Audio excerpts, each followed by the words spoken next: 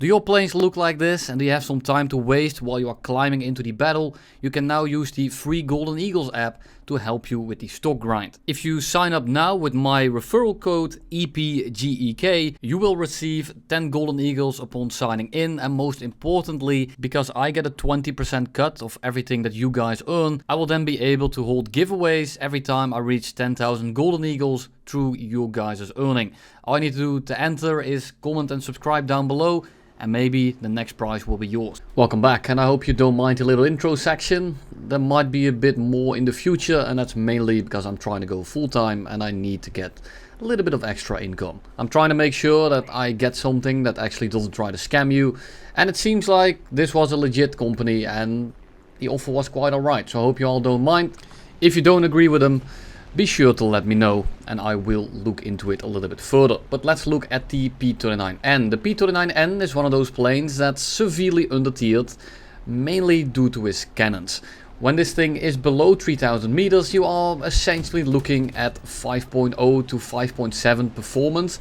It truly is just that good, and the main benefit here is going to be your speed, as well as the ability to dogfight essentially everything when it comes to super low speeds. And this is not because it turns particularly great.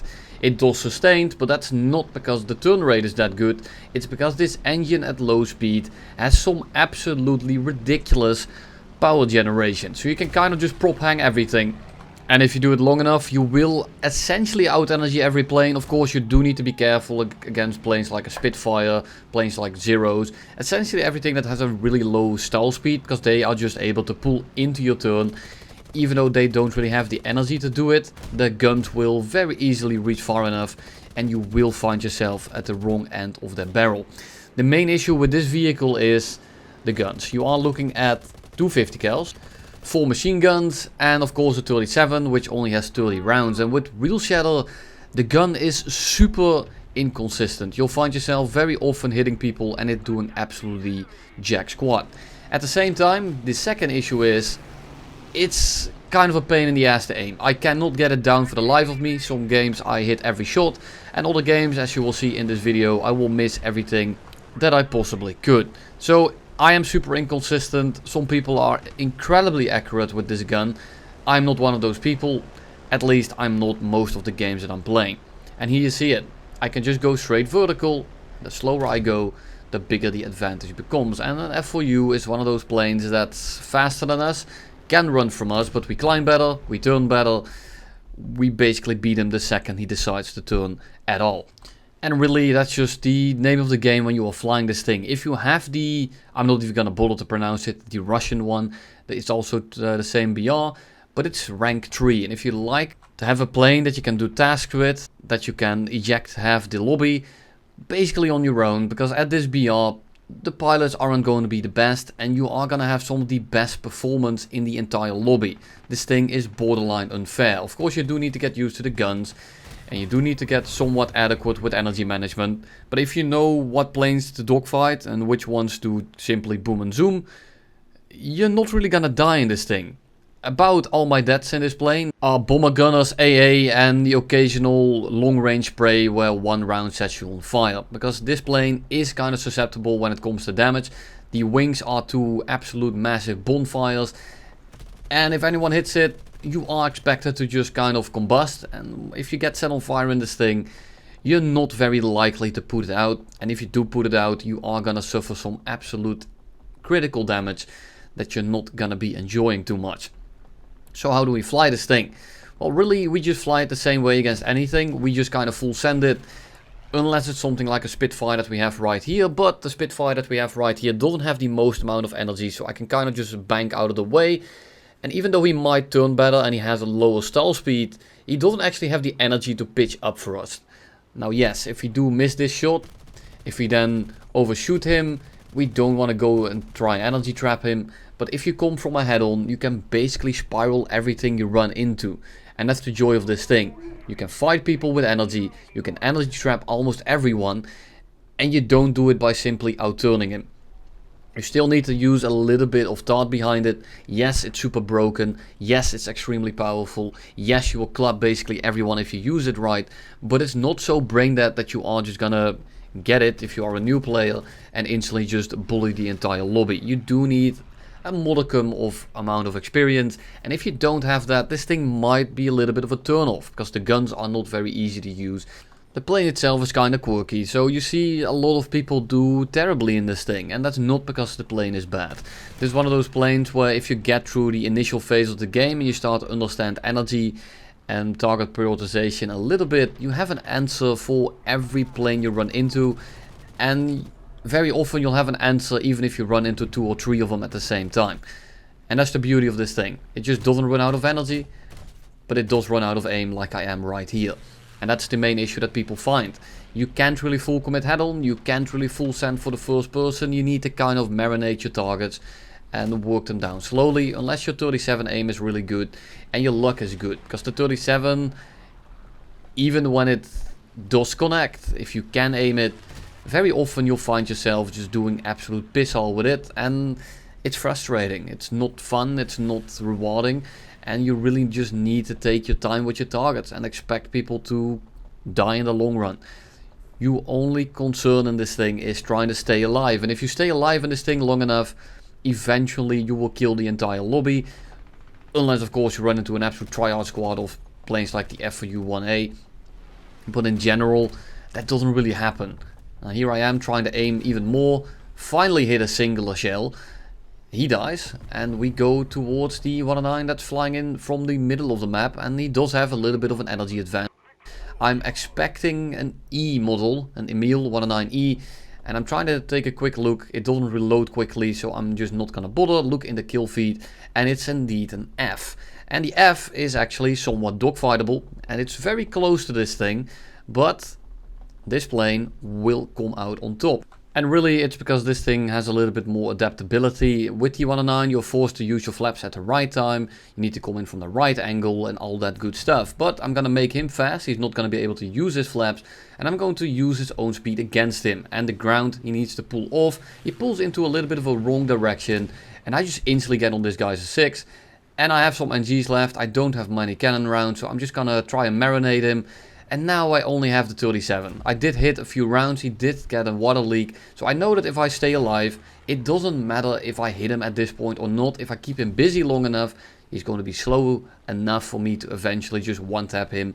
Even if I can't aim at all, because his engine is going to be cooking. I can just kind of go vertical here. I'm just trying to stay outside of his guns. And eventually I will just get the shot on him. And you can see right here, he pops smoke, he's going very slowly, and he's really not having a great time. And you can tell that he's about to fall out of the air. And all I need to do now is put my marinated chicken into the oven by missing all my shots. But third time's a charm, and down he goes. Hit him with the 3 times GG in a row, almost got chat banned for it. And then we go and clean up the last enemy, and that's the G4M1. And this is simply a bomber. Doesn't have the best gunner coverage, he's also turning, he's probably not aiming manually.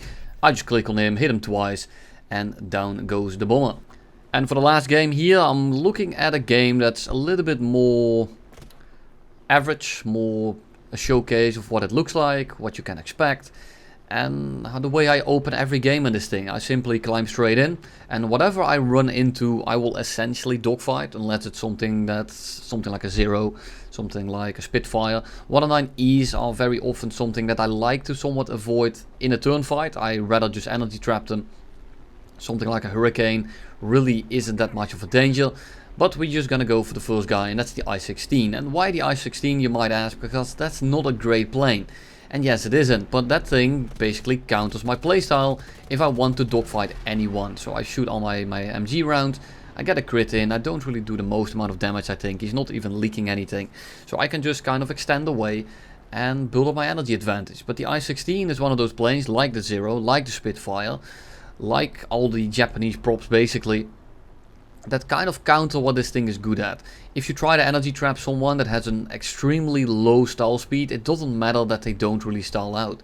It doesn't matter that you have more energy than them. Their guns will reach you, and because you are trying to energy trap them in a spiraling manner, you are just going to be too slow to really do anything. And I showcased this in my previous video with the J29F, with the Limp 5 that kind of tries to energy trap me when I have enough energy, enough pull, and he just kind of ends up stalling directly in front of me, and that's what you want to avoid. So what do? We go head on with the 109E. I cut my throttle a little bit and I try to pull up and over, initially getting directly on this guy's 6. I notice that I'm getting on the 6 and I notice that I'm going slower, so I'm going to throttle drop, and this is kind of risky because if he does the same thing I will overshoot and I will die. But I notice that he's rolling very slowly.